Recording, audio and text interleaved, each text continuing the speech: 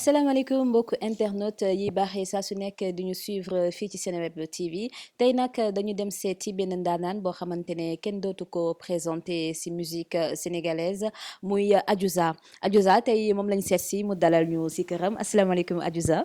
maaleykum salaam maa ngi leen di nuyu di fay ñëpp. di rafetlu trop ñëw bi ngeen fi ñëw. Adiouza man première question bi ma lay laaj mooy lan moo la inspiré bus bi. bis bi xam nga histoire la boo xam ne képp ku nekk rek war nga ko mës a mën dund dans ta vie. donc histoire bi mën na nekk ci bus coup de foudre bi mën na nekk ci avion coup de foudre bi mën na nekk ci hôpital mën na nekk ci marché ba donc fépp rek fu waaye mën na dajee rek fu am ndaje rek coup de foudre mën na fa am. bii nag bus bi la spécifiquement parce que voilà ça arrive souvent dans des bus dans des trains. nga gis koo xam ne nii tu peux pas avoir accès à lui mais boo ko gisee rek sa fit day rëcc sa fit day rëcc ngay koy surveiller di xool ndax mi ngi lay xool ndax intéressé na la ou pas donc c'est une histoire d'amour imaginaire un coup de foudre bu may raconter ci bus bi. léegi Adiouza yow personnellement tu crois au coup de foudre. ah oui. carrément. mës nga ko dund. coup de foudre waaw mës naa ko dund. est-ce que mën nga ñu wax na nga ko dundee woon c'était où si benn marché la woon si benn bus comme si clip bi wala à l'hôpital. à l'hôpital tu vois à l'hôpital mën nga fa am coup de foudre mën nga feebar ñu yóbbu la ngay faju ji ngay xool tourner gauche tourner droite ba gis te da nga feebar tourner gauche tourner droite rek gis loo xam ne nii jaaxal na la quoi lépp ci feebar bi. coup de foudre mën na la dalee fu nekk daal. d'accord alors Adiouza ñu daal di ñëw avant ñuy gën a sori ci sa carrière ñu gis ne que Adiouza yaa ngi génne sa premier album en 2009 lan moo dugal Adiouza ci musique. mën nañ ne Adiouza dafa juddu ci famille musique en quelque sorte sama frère nag moo ma gën a poussé ci ma dugg ci musique parce que sama papa moom dafa bëggoon ma def continuer samay études et tout bañ a dugg ci musique bi quoi léegi sama frère bi mu commencé def ay boîte ay Novotel ak yooyu mu ne ma pourquoi pas doo ñëw nga may accompagner donc ci laa commencé woon di ànd ak moom vers les années 2003 2004 di ànd ak moom di def ay scène di wéy ñu daan def ay variété di reprise donc noonu ma pare dem Paris dem jàngi musique après ñëw Sénégal vers les années 2008 génnee sama premier single Nobel mais Madou maa ngi ko génnee l'album est sorti en 2009. léegi ñu ñëw ci Nobel boobu noonu est-ce que bi nga koy génnee en 2008 d'autant plus que nekkul woon sonorité mbalax est-ce que tu t'attendais ci succès bi mu am. non pas je m'attendais pas à ça parce que dama ko génnee dem continuer jàng maa ngi woon licence temps yooyu pareegu ma ko woon dama génnee single boobu delluwaat Paris continuer samay études il a fallu que ñiiti ñoo may woo sama ñoom pap ñëwal y a des concerts y a des soirées ñëwal morceau baa ngi toj ma daw si ñëw commencé affaire yi neex may ñëw ak a dellu di dem ak a dellu ba voilà installé wu une bonne fois pour tout au Sénégal. Adiouza yaa ngi ci 10 ans de carrière 10 ans déjà. 10 ans déjà tey boo doon xoolaat sa carrière nan nga koy apprécier ban appréciation nga ci am. sama carrière nag mën nañ ne y a eu beaucoup de changements sur tous les plans boo déggee musique yi ak côté styliste aussi côté stylisme aussi il y a eu beaucoup de changements par exemple bi may doog a ñëw. Vers les années 2009 et tout c'était la Adiouza qui voulait ressembler à ñoom Beyoncé et tout. En 2012 c'était une Adiouza plus mature qui voulait revendiquer sa sénégalité qui voulait juste être une sénégalaise qui voulait être une africaine ci laa ñëwee ak lugu afro bi et tout il y a eu beaucoup de critiques les gens me critiquaient parce que personne ne comprenait nan ngay jugee de cheveux lisses à cheveux crépus. léegi nag ñu ngi dem Adiouza aussi c'est une autre Adiouza qui est là maintenant c'est la Adiouza mature maman qui est là la Adiouza qui est une femme donc qui est là en face de vous donc expérience yooyu yëpp ça se raconte dans mes chansons te ci album bii di ñëw tamit bi war a génn avant le grand théâtre incha allah dinañ ci raconter dina ci am ay sons phares yoo xam ne di ngeen dégg vraiment Adiouza expérience am ak li mu dund yëpp owe bàyyi ci carrière yi yooyu yëpp confidence la quoi. d'accord mon album confidence. ok wax nga ko ne nga li nga changé style bëri na côté capillaire côté vestimentaire est-ce que mën nañu wax ne que da ngay rechercher sa identité jusqu'à présent wala Adiouza trouvé na ko. non j'ai sama identité trouvé naa ko. je veux être une fille africaine et très moderne je suis sénégalaise aussi est très moderne. Donc su ma sentiree solu en tant qu'africaine je le fais, su ma sentiree sol jean aussi je le fais aussi. Donc je suis open quoi, je suis open comme on dit, open mind. Donc c'est pas un truc carré fermé boo xam ne comme en 2012 ni ma ko doon revendiquer léegi je suis plus ouverte. léegi la moo waral changement de paradigme boobu noonu nga jóge ci nappi 100% nappi après nga gis ne que war nga mën a mélanger les deux. li tax ma jugewuma ci loolu sax définitivement parce que j'ai gardé le même afro sauf que léegi c'est plus lisse ak afro c'était pas afro cru ba noonu bi ma doon imposer et que voilà contre vents et marées ñëpp dañ ma doon critiquer et tout mais léegi voilà je trouve que mën naa def beneen genre afro mën naa def ay tresses aussi mën naa def ay musoor yooyu yëpp c'est toujours ci africanité bi ci sénégalité bi y a les musoor y a les tresses y a pas juste que les cheveux crépus quoi. ku xam carrière xam ne que am na ay hauts am na ay bas te Adiouza bu doon xool ces 10 ans de carrière lan moo ko ci gën a marqué aussi bien positivement que négativement. li ma ci gën a marqué nag mën naa ne c'est les fans en fait. parce que fan yi aw ma seen fay. léeg-léeg parce que man quoi qu'on puisse dire mën nañ ne Adiouza n'est pas constante. ci génne single tout le temps wala génne album tout le temps. léeg-léeg damay absenté lu bëri sax année yu bëri mën naa toog 1 an d'absence te les fans sont toujours là saa yu mu ñëwaatee rek tu les vois ñu ngi ils sont autour de moi dajaloo di enjoy li may def donc loolu mën naa ne j'en suis fière.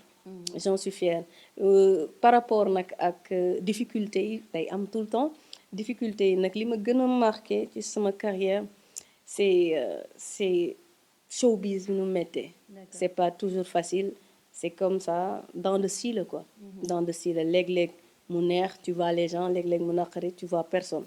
Et bu naqari tu ne vois personne quoi. C'est humain. Mais c'est pourquoi voilà des fois dans des chansons damay bëgg di rendre hommage ces personnes-là ces gens yi nga xam ne dañuy nekk ak man ces gens yi nga xam ne dañu loyal envers man donc des fois damay tenir à di leen wéy di leen rendre hommage ci samay chansons man noonu laay jàppee ñit maa ngi jàpp ñit ci les moments de difficulté mais nii bu neexee non bu ñëpp ñëw du ma mën jàpp kenn. D'accord, tu as parfaitement raison léegi Adiouza tey sa 10 ans de carrière yi nan nga ko fas yéene célébrer. 10 ans de carrière yi donc le spectacle va s'appeler 10 ans déjà. Donc ça fait 1 an ñu ngi xalaat nan la ñuy tëralee 10 ans déjà yi donc ay surprise la su ma la ko waxee nii jarul ngay ñëw seetaan su ma la waxee dañuy def lii bu ñu jugee fii dem fii bu ñu jugee fii dem fii kon jarul ngay ñëw ci spectacle bi donc surprise la du ma dévoiler samay secret. gis nañ ne Adiouza 2 albums la am à son actif la plupart du temps ay single ngay génnee lan moo waral choix boobu noonu. choix single bi c'est parce que dama amoon un problème avec benn label defaroon na un album bu waroon génn en 2015 mais malheureusement cet album mujj ñu ko génnee donc album bi mi ngi tëdd nalaw ba tey mais génne naa fi single yu bëri est-ce que c'est pas au nombre de 5 sax single yoo xam ne génne naa ko j'ai à mon actif beaucoup de singles yoo xam ne génne naa leen fi tam ñu def ay hits actuellement je prépare un album un EP un maxi bu ñu préparé bu war a génn avant le Grand Théâtre inchallah au mois de décembre. album boobu noonu tëdd di nelaw comme ni nga ko waxee soit suite ak problème bi nga am maison de production est-ce que mën nga ñu si jox plus d'informations. non comme maintenant c'est une affaire classée. Donc je trouve pas nécessaire ñu toog fi di wax ñoo ma defoon lii maa wax lii ñoom ñoo wax lii avocat yi wax non ce n'est plus nécessaire c'est une affaire classée. léegi kañ lañu mën a xaar prochain album Adiouza wala bii tëdd di nelaw lay defaraat. décembre ni il y a un album et aussi trouver nañu ñu ngi nekk ci trouver benn consensus pour génne album bi doon nelaw noonu album international bi doon nelaw depuis 2015 pour jëm ko génne inchallah en début 2020. waaw est-ce que mën nañ xaar ay featuring ak entre Adiouza ak de grands noms de la musique sénégalaise.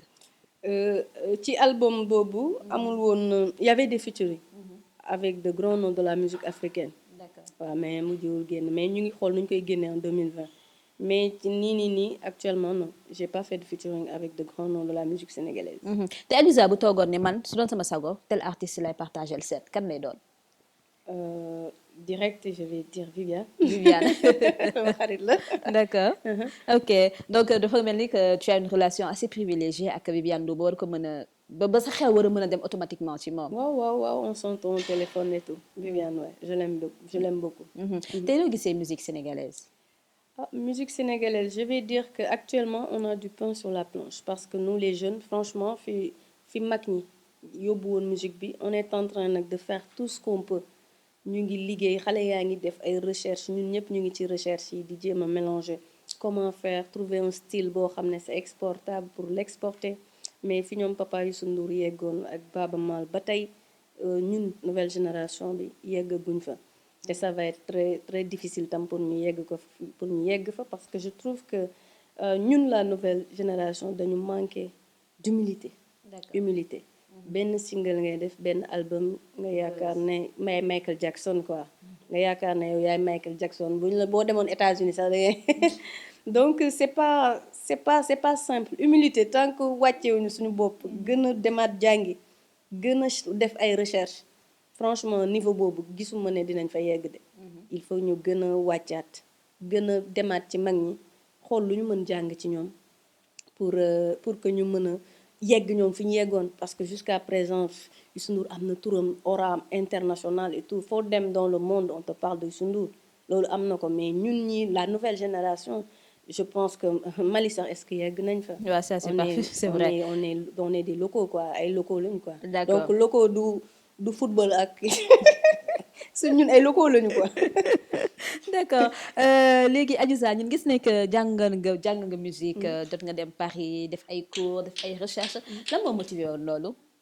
ah li motivé woon loolu nag mooy que dama perfectionniste trop dans la vie donc quand je fais quelque chose j'y vais à fond donc je me donne les moyens de le faire te lu ma jaral aussi daf ma koy jaral damay concentré focus ci li may def donc bëgguma woon comme sama papa woykat la rek ma ni damay woy sans xam ci dara et tout moo taxoon ma demaat jàngiwaat musique jàngiwaat solfège am beaucoup d'ouverture sax ci études yooyu am naa ci beaucoup d'ouverture beaucoup d'expérience looloo waral tey damay mën naa valser ci n'importe quel style de musique boo ma dugal rek mën naa fa valser quoi mën naa fa valser boo ma dugalee ci jazz mën naa fa dem mbalax dama fay dem afrobeat foo ma dugal rek mën naa fa dem loolu li ma ko may yépp ouverture bi la ak expérience bi ak aller vers les autres cultures ouverture bi rek d'accord bu ñu wax ci wàllum style musical ñu gis ne que Ouza dafa amoon benn registre boo xamante ne c'est vraiment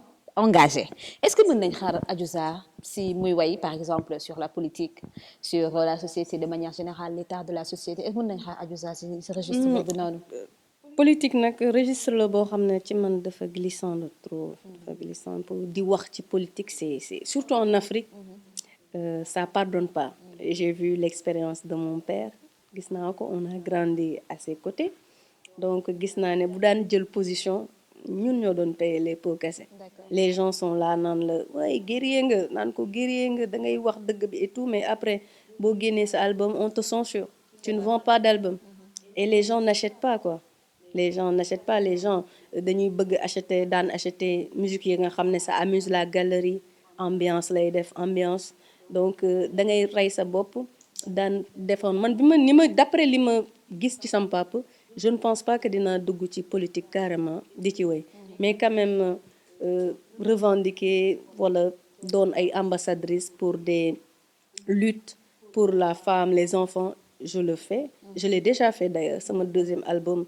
plaidé naa pour les talibés plaidé naa pour la femme aussi objet yooyu yëpp ay thèmes la yoo xam ne développé naa ko ci samay album peut-être sénégalais yi samay chansons d'amour la ñu gën a fil mais j'ai développé beaucoup de thèmes ci samay album ay borom gaal à qui la faute boo xam ne femme objet la woon li ma doon revendication d'identité africaine ak yeneen taalibe boo dégloo woy yi di nga xam ne j'ai développé beaucoup de thèmes mais yàlla def na ne samay chansons d'amour la ñi ci gën a accroché wu d'accord en quelque sorte dëgg la ba tey ñu resté ci l'exercice politique boobu noonu tey lan mooy sa relation ak ku mel ni Khalifa Sall.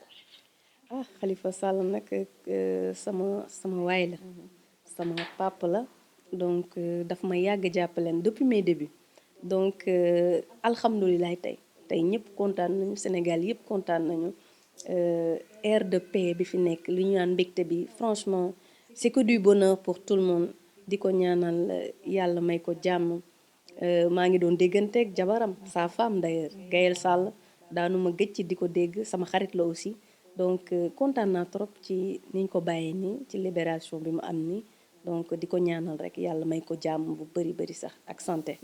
amiin ba tey ñu des ci Adiouza nan ngay def pour manager vie en tant que maman en tant que femme en tant que chanteuse en tant que entreprenante est-ce que c'est facile?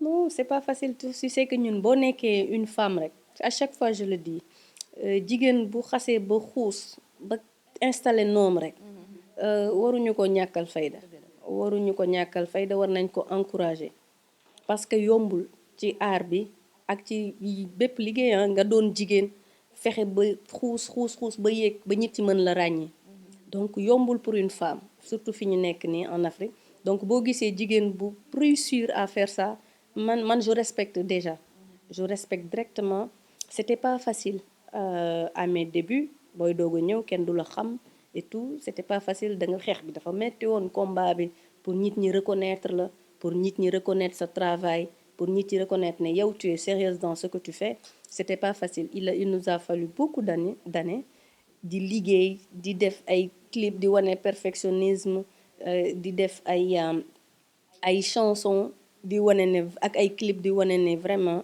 ñoo ngi liggéey pour mën a am lii ñu am tey nii donc duma def lu dul remercier aussi les fans yi nga xam ne ñoo nekk ci ginnaaw di pousse. D'accord léegi Adiouza nit ñi dañuy laajte mooy marié célibataire maribataire. semi-marié comme on le dit. semi-marié waaw semi-marié waaw célibataire. xam nga Adiouza c'est très rare que ñu gis sa vie privée étalée wala ñu koy dégg ci ay scandale donc mais ñun loolu quand même def nañu point d'interrogation. def nañu point d'interrogation parce que temps ñu ngi ma koy jiiñ. waaw ñu ngi koy jiiñ daal. ñu ngi ma koy jiiñ temps man lañ koy jiiñ quoi. doon nañ ko fi jiiñ ay yeneen artistes ça s'est avéré vrai malheureusement mais temps yi ñu ngi ma koy jiiñ gis naa ñu ngi ma koy jiiñ mais du ma ci wax. waaw mais c'est vrai c'est faux c'est entre vrai et faux ñu la koy jiiñ dëgg la waaye nag xanaa nag sa fan yi wala ñi nga xamante ne bëggoon nañ fëgg daal di ne non fii nii instant bii nii tëju na mënuma yegg si. non du ma ci wax ñi nga xamante ne ñoom fu mu toll nii bëgg nañ ñëw bëgguñu xamuñu fan la affaire bi tellu wala dañuy xamuñu fu mu toll waaw bëgg nañu tam bëgg nañ xam. non du ma ci wax. doo ci wax je passe. waaw d'accord am nga ci plein droit on te l'accorde mais bon man nag bëggoon naa nga wax ci loolu noonu. c'est pas non je passe d'accord léegi Adiouza ba tey ñu des ci carrière bi nan ngay def pour manager maanaam lu toll ni rumeur people nu ñu xamee ne scandale yi ni ñu bëree surtout en tant que femme lan la Adiouza def ba échapper à ça jusqu'à présent. sama secret. verrouillage loolu la ñuy wax le plan John verrouillage plan boobu laay utiliser donc j'essaie d'être di wanewu le plus possible c'est-à-dire ci réseaux sociaux yi xool leen ma am naa yére bu bees am naa or bu bees non ça moom c'est pas mon truc c'est pas mon style donc journaliste yi bu ñu gisul sa réseau yi say Snap et tout Instagram ngay dugg sa vie privée trop mënuñu ñëw sa biir kër di toog di xool di la xool lan ngay dund vraiment donc noonu laay def pour verrouiller sama vie privée donc te tamit naturellement du ma nit koo xam ne damay wanewu au fait damay wanewu am naa lii maa mën lii maa demoon fii voyagé naa fee dem naa fële des fois mën naa voyager ba ñëw kenn du ko yëg sax donc voilà noonu laay def ba verrouiller sama vie privée. D'accord waaw ça c'est une bonne option surtout bu ñu gisee ne que réseaux sociaux yi léegi dafa am doole mais quand même gis nañ ak clip bu bus bi da nga def communication sur les réseaux sociaux bu importante sax. exact gis nga en général boo seetloo balaa may communiquer rek y a une sortie sinon bu amul sortie doo ma dégg ci dara damay toog sama coin nekk ci liggéey gars yi dañ may laaj ana Adiouza fu mu dugg mais man. j'ai pas ce problème là man damay focus ci sama liggéey xam naa ne sama liggéey laay def mais boo déggee ma commencer communiquer rek xamal ne y a quelque chose qui se prépare donc bus bi voilà teaser la woon teaser Adiouza teaser la woon bah tout le monde est tombé dans le piège. Voilà c'est parti comme ça quoi. D'accord. son bi génn.